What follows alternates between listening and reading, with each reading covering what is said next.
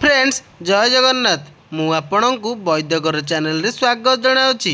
आज आम जाना पान पान गछर केतेक औषधीय गुण। गोटे पान पत्र को छेची से रसरे अधा चामच महू मिसाई चाटी खाइले छाती रे जमाट होइथिबा कफ भल हो जाए एवं मनुष्य को आराम मिले। एवं ठीक से ही परी गोटे पान पत्र मकची कଳରେ जाकिले पायरिया और दांत जाबत्य रोगरू दूर होता है। जदि जो मनुष्यर कान बिंदु थाए गोटे पान पत्र रस को सामान्य उषुम करी कान रे पकाइले कान बिंधा संपूर्ण रूपे भल हो जाए। एवं ठीक से ही परी जो मनुष्य मानकर दांत बिंदु थाए एवं दांत पोक काटु थाए कानर डेंफ एवं कर्पूर एकाठी पेशी पोक कटा दांत मूल रे देले संगे संगे दांत जंत्रणा भल हो जाए। फ्रेंड्स आग को केउ गछरु केउ औषध मिले ए सब विषय रे जानिबा पई आम चैनल को सब्सक्राइब करंतु एवं पाखरे आसुतिबा बेल आइकन को दबाई